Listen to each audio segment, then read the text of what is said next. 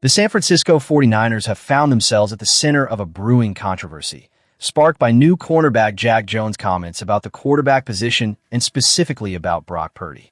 As fans of the 49ers, we know how passionate our community can be, and Jones has pushed a button that many are ready to defend.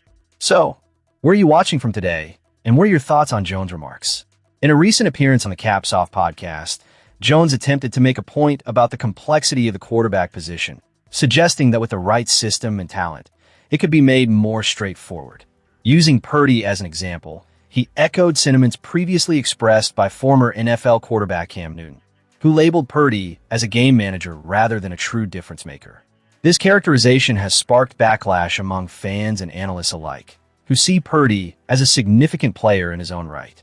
Jones stated, "You can make quarterback easy to play," and pointed to the 49ers' offensive scheme, which has been designed to maximize the talents of its players, including the likes of Christian McCaffrey and George Kittle.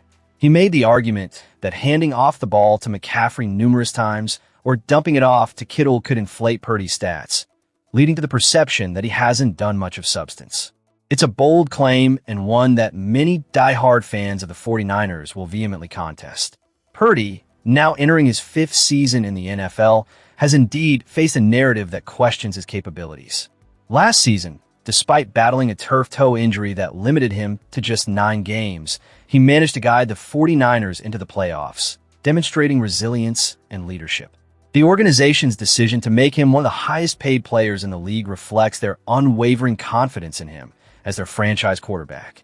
His ability to perform well under duress is a testament to his skills and potential. Jones later attempted to clarify his remarks, insisting that he wasn't trying to take a shot at Purdy. However, his comparison to elite quarterbacks like Tom Brady, Patrick Mahomes, and Aaron Rodgers, who are often lauded for their ability to dissect defenses and make difficult throws, only served to underline the broader debate about Purdy's standing among the league's best.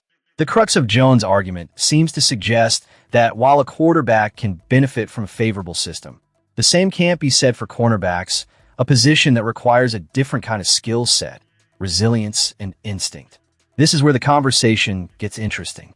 As fans of the 49ers, we know the value of having a quarterback who can execute a game plan effectively, but we also understand that there is a level of artistry to the position that often gets overshadowed by system-based criticisms. Purdy has shown he can rise to the occasion and deliver when it matters most, and while it's fair to have a discussion about the role of the system in his success, it shouldn't diminish his individual contributions.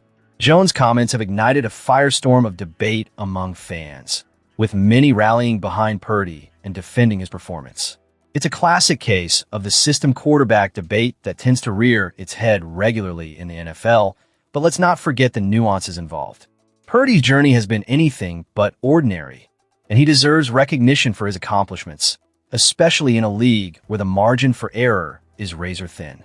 As this narrative unfolds, it raises questions about what it truly means to be a successful quarterback in today's game. Is it enough to execute the game plan, or must one also possess the innate ability to change the course of a game single-handedly? These are the debates that fuel our passion for the game and keep us engaged as fans. With Jones' comments adding fuel to the fire, the 49ers find themselves in the midst of a discussion that could potentially shape how we view Purdy moving forward. As we dive deeper into the season, it will be essential to keep an eye on how these dynamics play out and how Purdy responds to the lingering doubts. Now, as we transition to our next news item, there's a lot more to unpack regarding the 49ers' offseason moves and how they plan to build around their young quarterback. Let's delve into what's next for this storied franchise. As we dive deeper into draft week, the anticipation is palpable, especially for those of us passionately following the San Francisco 49ers. The final 7-round mock draft is here, setting the stage for what could be a pivotal moment in the franchise's future. This isn't just about speculation. It's about the real needs of the team and how they plan to address them. Fans, where are you watching from? Leave your thoughts on the upcoming draft in the comments below. John Lynch has made it clear that it doesn't foresee the team selecting a wide receiver early in this draft. However, the unpredictable nature of the draft could change that narrative in an instant. There's a noticeable drop-off in talent between the 6th and 7th wide receiver in this class, and the tier containing Omar Cooper Jr., Denzel Boston, and KC Concepcion could present a golden opportunity for the 49ers at pick 27, with a mock draft suggesting there's a strong possibility, approximately 60%, that one of these players will still be available. It's hard to ignore the potential impact they could have on the roster.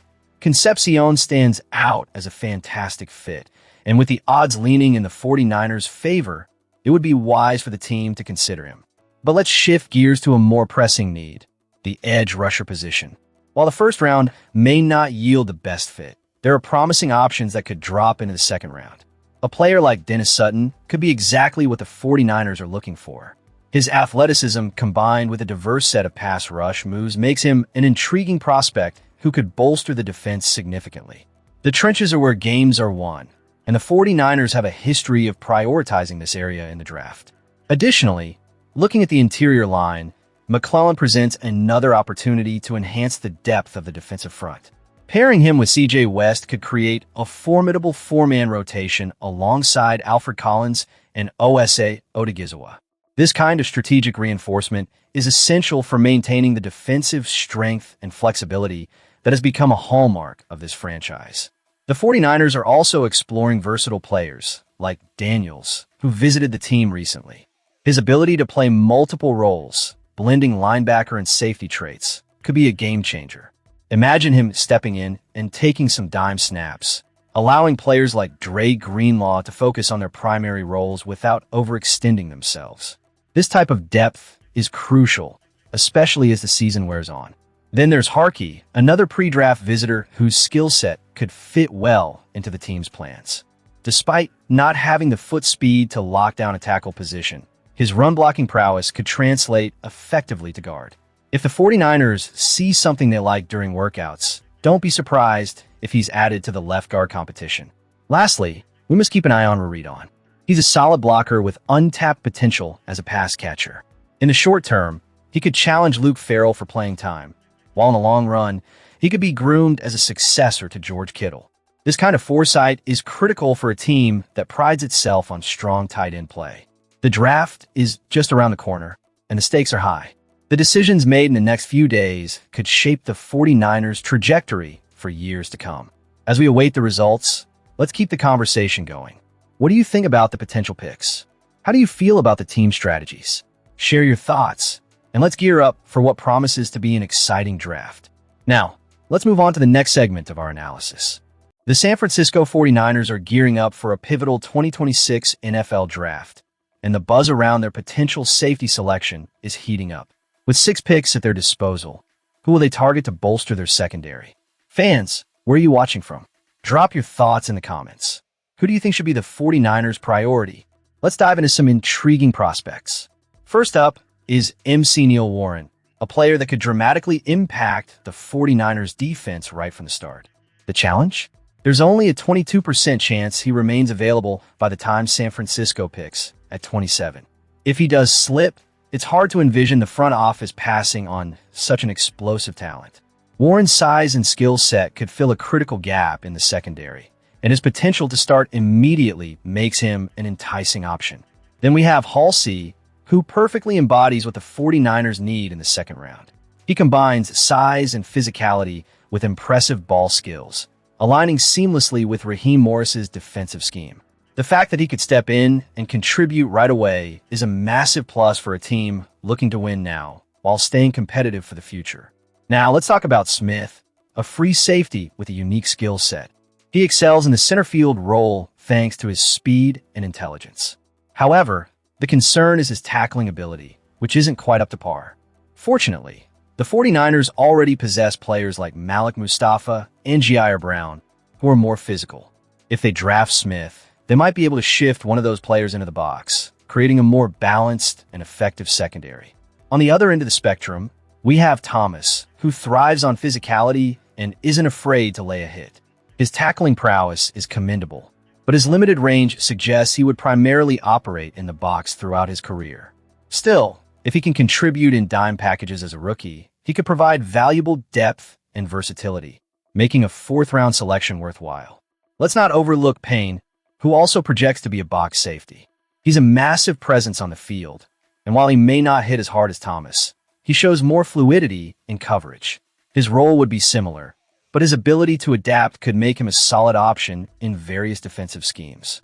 Lastly, there's Taff, a player with a high floor but a relatively low ceiling. His instincts and tackling skills are commendable, but he lacks the athletic upside that could elevate him into a star. Nevertheless, he has the potential to develop into a starter and could make an immediate impact on special teams, ensuring he secures a spot on the roster. As we look ahead to the draft, it's clear that the 49ers have some exciting options to consider. The right pick could solidify the secondary and make a significant difference in their championship aspirations. Will they go for immediate impact or bet on potential? This is the moment where the franchise can either build for the future or fortify their current roster for a deep playoff run. As always, we want to hear from you. What do you think about these prospects? Who should the 49ers prioritize? Comment below with your thoughts and subscribe for more in-depth analysis and the latest updates on your San Francisco 49ers. The draft is just around the corner, and the excitement is palpable. Let's see what direction this franchise will take.